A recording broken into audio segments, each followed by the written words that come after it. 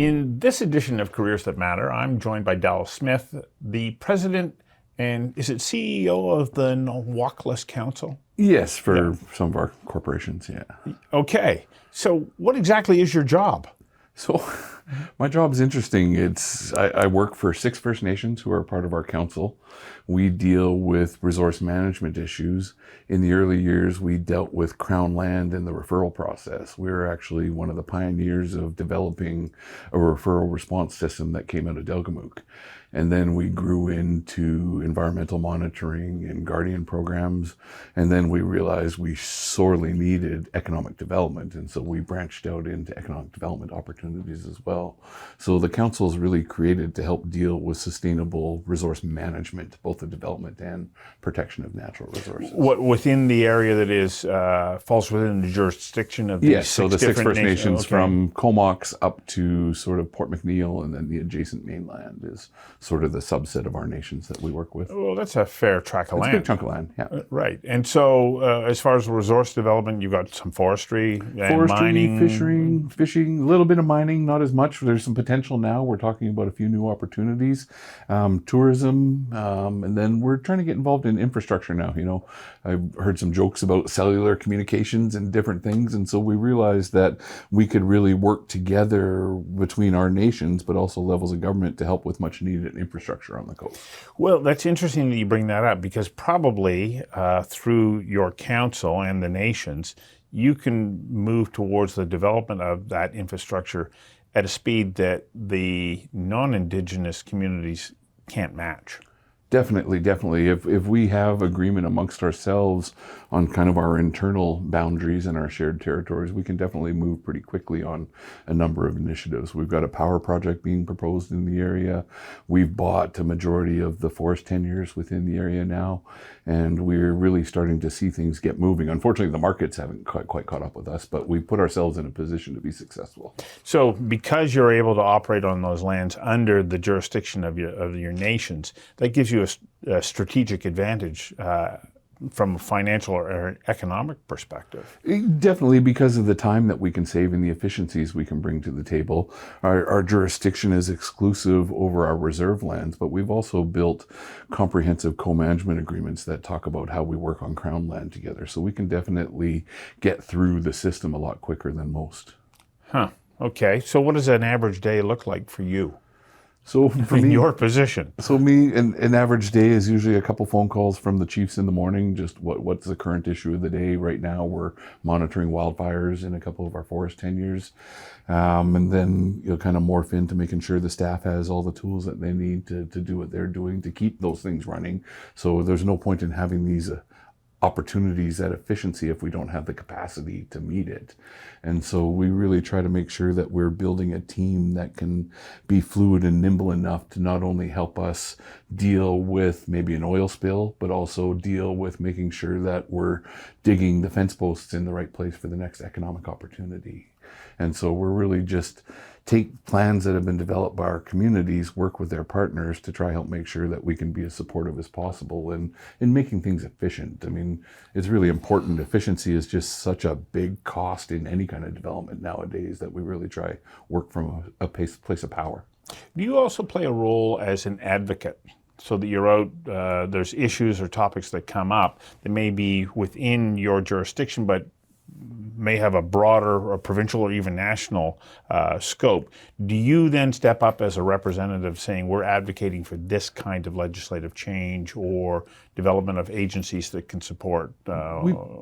We've been lucky that when we built Nanwakolas in 2007, we really structured our relationships with government well to a point that we do get called upon government for advice or advocacy or even to work with them on helping them suss out some ideas around, I think the Mineral Tenure Act, I think of the Forest Act changes, the BC Timber Sales Review. We're working very closely with the Ministry of Forests and the provincial government on working on these areas so we can just make them better for all of us. I think we're lucky that we have municipal governments in the area that have now bought into the idea that if our community is successful, their community is going to be successful. So we really have some symbiosis on the north end of the island now. So how many different sort of intergovernment agencies, because you're talking municipal, city, provincial, federal, like you've probably got a contact list that's rather extraordinary. It is, and it comes in helpful from time to time. We're able to kind of, like I said, circumvent the traditional communication paths by, talking to a deputy minister or a mayor or a town CEO, economic development CEO. And so we're able to really just keep discussions moving and as nimble as we can before they peter out a little bit. So a little bit earlier, you were talking about your team. Mm-hmm. How many on your team? So I think we have, there's probably over 55, 60 people now. When we started, there was 5 of us. In 2007, when we first hung out our shingle, there was 5 of us working towards trying to deal with the Crown land referrals and different things. And now we've built a team that deals with referrals. We have stewardship officers in each of the communities now. And so my organization plays a coordinating role. And so, for instance, food security has become a big issue. The Prime Minister has just released a food security discussion. They've asked me to come in and help give some advice on how First Nations can be integrated into that food security strategy. So how much of your day is spent running the organization versus having an outward-facing role, such as you are right now in talking to me? I've morphed over the last, probably since 2017, after a failed election bid in the BC provincial election. We'll get to that in a moment. Yeah, I've morphed into a more outward-facing role. So I have a really crack team that really has grown with us. It's a lot of people that have grown in the organization together, and they run the day-to-day stuff. I just make sure they have the tools that they need. But most of my focus is outward-facing now. Okay. How many days a week are you working? 7? Yeah, there is really no calendar. When someone has time, they call you and you got to take the call because you got to keep things moving. And while it's a blessing, it's also a little bit of a curse if you ask my family and my kids. Yeah, but that's what comes with responsibility. It does. It doesn't turn off. No. And so that's where you need your family's support to be able to say, okay, we know what you're doing and we'll get behind it. And so that's got to be important to you as well. It is. And as I experienced some healthcare issues, I really had to lean on my family to support me and try not draw boundaries, but just create a more successful environment for myself, both health-wise, spiritually, and efficiency for work. If you just beat yourself to death, you're not of use to anybody. But if you learn how to take some of that time to manage yourself a little bit, and that's where my family plays a real key role. Okay, let's take a look at the arc of your career that led to now. Where'd you grow up? I grew up in the Lower Mainland, actually. I grew up in White Rock. My parents didn't want me to grow up on the reserve because of the challenges in the school system and different social issues that were really prevalent in the 70s and early 80s. So I grew up in suburban White Rock and then moved back to the res after I graduated from high school. What high school did you go to? I went to Earl Marriott Senior Secondary in White Rock. And at the time when you were graduating, what year was that? So 1992 through 94. Okay. Are you saying, now I know what I want to do with my life. I want to wind up as president of Nanwakolas Council 35 years from now? I mean, that might have been my father's plan or my grandmother's plan, but my plan was to lose my leg in a motorcycle accident, or my reality was. Yeah, I know you're being facetious about that. A little bit, but yeah, so I really just started at the bottom. I actually had to do some community hours because of a little bit of misspent youth, and my father was very embarrassed by that. He didn't like the fact that, I broke some laws, and so he made sure that I did my community hours, and my community hours were running the microphones at various indigenous conferences. Oh, really? And You're so doing my first AV job work. was doing AV work. For the first 2.5 years of my career, I did AV work. Wow. At what point did you have the motorcycle accident? 1993. So that's why I graduated between 92 and 93. I had to take a year in the hospital. What happened there? Oh, just young kid, motorcycle, just wasn't able to handle it. It was, I bought it with my own money, and my father said, I can't stop you because you're 18 and you bought it, but I don't think you should. And unfortunately, 3 months later, he got the call saying, can you come to Royal Columbian Hospital? Your son's been in an accident. But to be honest, Stu, it smartened me up. I wasn't hanging out with bad people. We were just doing stupid things. Right. And so it really So how did that change your life? It just made me a lot more aware of, the opportunity I had, not only as a human being, but as a First Nations person who comes from a hereditary family. And my mom's side is very cultural as well. And I realized that I just had more in front of me. And going back to Campbell River to, live a little bit closer to the community and start working in the community was a really important step. So you talk about the AV work that you did. Where'd you go next? So I started doing the AV work, and we're in the BC treaty process. It was just starting, and so we're doing community consultations. And so I was going with the chiefs from community to community to have these community meetings and discussions. And one day we were sitting in the pub after the meeting, and everybody's like, wow, it went bad because of this, or, it went bad because of this. And one of the chiefs looked at me and said, well, you're there every day. What do you think? And so I kind of broke down what I thought the elders were saying, what I thought some of the concerns were. And one of them went to my father and said, the kid's got a bit of an aptitude for an ear for this. So put him on this next committee, which was the Central Coast LRMP, which turned into the Great Bear Rainforest. The Central Coast LRMP was a planning exercise that morphed into the Great Bear Rainforest.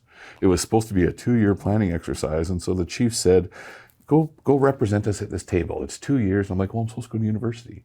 And they're like, well, it's 2 years. You can go to university after, get some work experience, travel around the coast a little bit. It'll be good for you. And so I started doing that, and the War in the Woods was happening. It went right in front of me. It played in front of me, and my role and my voice just got louder and louder to a point where people started asking me what our nations thought about things, and we had never really been prepared for people to say, well, what do you guys want? And I had some answers and said, well, based on my understanding, the communities want this, we want this, and we want a level of human well-being consistent with the other Canadians that we live beside, and my career sort of just started to take off from there.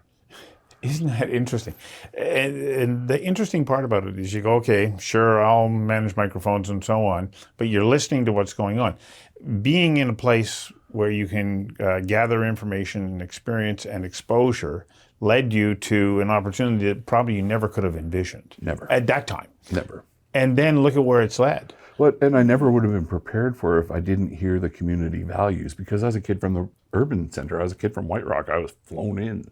Wow. I was given this opportunity because I did something stupid, but thankfully I learned how to do it. And so they finally started paying me after my community hours were done. They're like, well, you know how to run the equipment, so you might as well come with us. And so I went on this 18-month journey around the communities. But if I didn't get to hear all that, when someone asked me the question outside of our communities, I never would have been able to answer it. Wow. When Stan Hagen and Gordon Campbell came to me and said, okay, we're First Nations on the Great Bear, I was able to answer. Whereas at that point, First Nations weren't really sharing anything. We were still just pounding tables and going to court. And so I was able to structure a bit of a relationship with that government at the time that has extended to 4 premiers now. I've had a very positive working relationship with the last 4 premiers. We're to a point where Christy Clark asked me to run in 2017, but unfortunately, that story didn't turn out as well. Well, tell me about that. What was that like? You got approached by the Premier to say, will you run and represent the BC Liberals? Yeah, well, actually, my good friend Stan Hagen, I don't know if you remember Stan. Yeah, I remember Stan. The days when Stan I got a passed. picture of myself with him. He was the very first interview I ever did. Oh, nice. On Stan, yeah. Stan and I became really close friends, and he became a mentor to me. He was the minister in charge of the Great Bear Rainforest at the time, and so he just really brought me in for advice a lot. Mm-hmm. And we just built this relationship. And when he died, I gave the eulogy at Stan's funeral, or at Stan's public funeral. I gave the eulogy at Stan's public funeral in Comox. Wow. And Gordon Campbell gave his side of it. I gave the other side. And the next day, Gordon called me up and says, hey, we're going to need to have a by-election. And well, it wasn't quite the next day, but it was, just after that, he said, we're going to have a by-election. Would you like to run in his spot? And this is in 2010 when the Olympics were happening and all that. And I wasn't quite ready. I was like, oh my God, I thought about it for a while. And then I had to call him up and say, you know what, I don't even know what I'm doing next month. I can't commit to doing this right now. But it stayed in my head.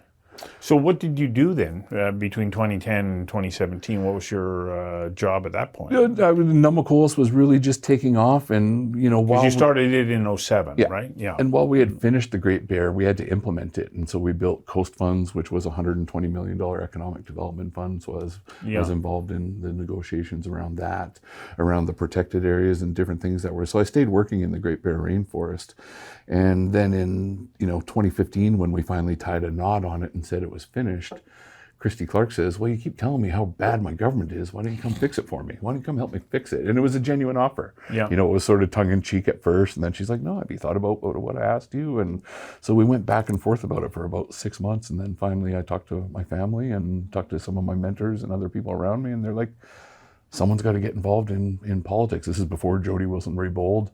Yeah. I think there is only 2 or 3 elected First Nations leaders, across Canada at that point. And so we took a run at it. We came up a little short, but it was a great learning experience for sure. Huh. But then you stayed with your Then I went back to role. Nanwakolas. So I lost, and I had some decisions to make, and I realized that there were some opportunities. I got invited to try play a couple roles that I thought would be fun, but then my nations realized that they wanted me at the helm still. So we restructured my contract a little bit, and I was made to be more of the outward facing side of the work that we're doing, and still continuing to build relationships with government. In fact, my first meeting with John Horgan after the election was a little bit anxiety inducing. It was kind of like, oh shit, I was just talking crap about this guy for the last 60 days. And me and Claire Chavina were literally just ready to fist fight. And then we lost the election, but I was still a First Nations leader.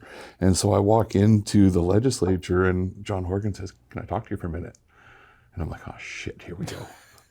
Sorry, I don't know if I'm allowed to bleep that out if I need to. No, they won't. But then Horgan sits down and says, hey, you made a run at it. You did what you had to do, but you're still a First Nations leader. I respect you and value your opinion. And him and I continued to have a good working relationship right up till his untimely passing, and carried that on with Premier Eby. It's a little bit more challenging because there's a lot more complications in the relationship with British Columbia right now. But like I said, I've been lucky enough to build some relationships with the people in power over the last little while, and that's helped our nations achieve some of our goals. So it's really, really taken off since, maybe losing in 2017 might have been better at the end of the day. You never know when you're having good luck. Sure, you can't tell. Along the way, though, in the last couple of years, you're wearing a sweatshirt for your podcast called Res Dog Walkers. Tell me about Res Dog Walkers. So Res Dog Walkers is just part of my evolution, I think, as a First Nations leader. For years, I've never been a decision maker. I've always taken the decisions that others make and tried to implement them or work with them and negotiate them, recommend them. But as I started getting a little bit more, seasoned and getting involved in the decision-making level, we got heavily involved in the salmon aquaculture stuff. And there's an activist by the name of Alexandra Morton who's really been a thwart to the development of sustainable salmon farming on the coast. And she said that our people should get jobs walking dogs to supplement our income instead of fish farming. Their average career in fish farming is $90,000 to $110,000 a year. What does a dog walker make? $10 a dog an hour if they're lucky. Yeah. And so it just really pissed me off that the person said that, but for years I couldn't do anything about it. And so finally I said, you know what? I'm going to do a podcast and I'm going to call it Res Dog Walkers, and I'm just going to talk about the realities of First Nations communities. So I found a great venue at ohboy Productions, and we're starting our 4th season this fall coming up. How many episodes you done so far? I think we've done 31 episodes overall. The first season we only did 6 or 7. Then the second season we did 12, and then we filmed 15 or 16 episodes last year, but we had some audio problems, and so I think we only actually produced 12 that have gone for people's viewing and whatnot. But we've been lucky. Christy Clark was on my show. I've had people who have been involved in the Great Bear Rainforest. We've just really been lucky to have some great conversations with some people. Well, I think it's a very important role that you're playing, in addition to your work with Nanwakolas Council. When you take a look at your career and you think about what have you learned about yourself, that of course when you're younger you don't know. Mm-hmm. You don't know that you sometimes have these tendencies, traits, or abilities.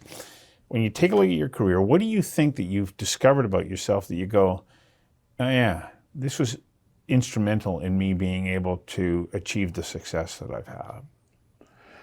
I think that sort of changes over time a little bit. I'm actually an introvert by nature. I mean, you wouldn't believe that with how flippant I am and the fun that I have with things nowadays. But, I spent the first 10 years of my career just listening to everybody else, but it absorbed and it sunk in, and I was able to understand really what people were thinking about, what they're concerned about, what their hopes were, and to be able to take that and start to illustrate that and portray that so provincial government, federal government, different trade unions all understand where we're coming from is something that I've been pretty proud of. And the fact that I haven't, I've never won an election. I've been I ran for a class election in, 1991 or something like that, didn't win that, and then I lost in 2017. But the fact that I've been able to stay, whatever relevant means, in First Nation circles and provincial policy circles for the last 10 years is something that I've just decided it's okay to be proud of. Yeah. The fact that people want to know what I think based on my years of experience is something that I've earned. For a while, it was something that I was a little bit shy and bashful from, but now I treasure the fact that people want to know about First Nations stuff. They come to me and they ask, and we have real conversations. And well, one of the things that I have to say that I so appreciate about you is that you bring First Nations perspective, but you talk in a way of like, well, what are we doing together? Not like me against you, but what are we doing together? You may not understand this. Let me give you some background. Like, you're not getting mad at people. You're not berating them. You inform them, and then you say, let's move forward. And I think it's a real skill that you I get mad at them, just not on social media. Yeah, don't do that. No, I honestly think that's, thanks to the vision of my parents to have me grow up off reserve, I've really been able to get the best of both worlds, because I was always culturally grounded. We always went home for potlatches. Both sides of my families are big potlatch families. Yeah. So I've always been involved in the culture, but being able to understand how other people viewed us, I think has helped me along the way too. Gotta love a potlatch. I remember the first time that I got invited to a potlatch. It's a spiritual experience. It is. It really is. Yeah. Well, thank you for giving us insight into your current job, your current podcast, and the arc of your career that brought you to now. Perfect. Thank you. Hi, I'm Anthony Originello, CEO of the Chartered Professionals in Human Resources for BC and Yukon. We represent more than 8,000 members, and as the organization dedicated to advancing the HR profession through education, advocacy, awareness, professional development, as well as our recognized and impactful CPHR designation, we are proud to be a sponsor of this show. We have been the voice of the HR profession since 1942. Learn more about us at cphrbc.ca.